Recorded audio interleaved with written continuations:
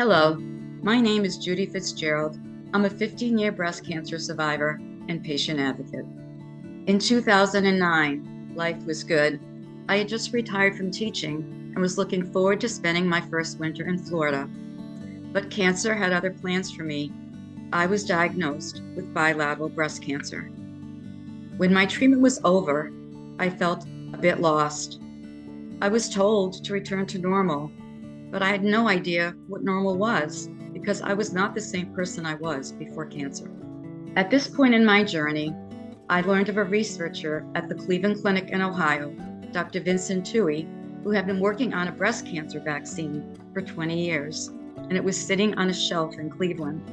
I called Dr. Tuohy, and he invited me out to visit.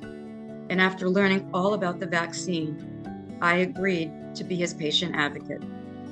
After 9 long years of advocating for this vaccine, we received a $6 million grant from the Department of Defense and launched the phase 1 clinical trial of Dr. Tuohy's vaccine, finally bringing it from bench to bedside.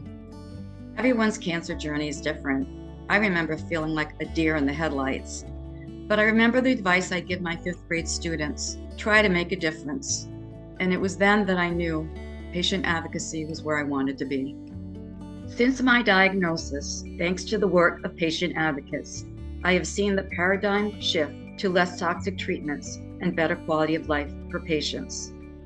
Now more than ever, we need to be educated consumers. 2 years ago, I was invited by the FDA to be on a panel for Project Optimus. Previously, in clinical trials, the only dose that was reported was the maximum tolerated dose. Too often, this dose is too toxic for patients who are already critically ill. What is now required to be reported is the optimum tolerated dose, the dose at which the patient receives clinical benefit without suffering from the devastating side effects. The patient voice is essential in all levels of research and clinical trial design. If we as patients don't get involved, researchers will have no way of knowing the impact of their work on patient quality of life. The only way we can move forward is to continue the dialogue between patients and researchers. We need them to understand what it's like to really live with this disease. I truly believe, and it's my great hope, that if we work together, we can eliminate this disease.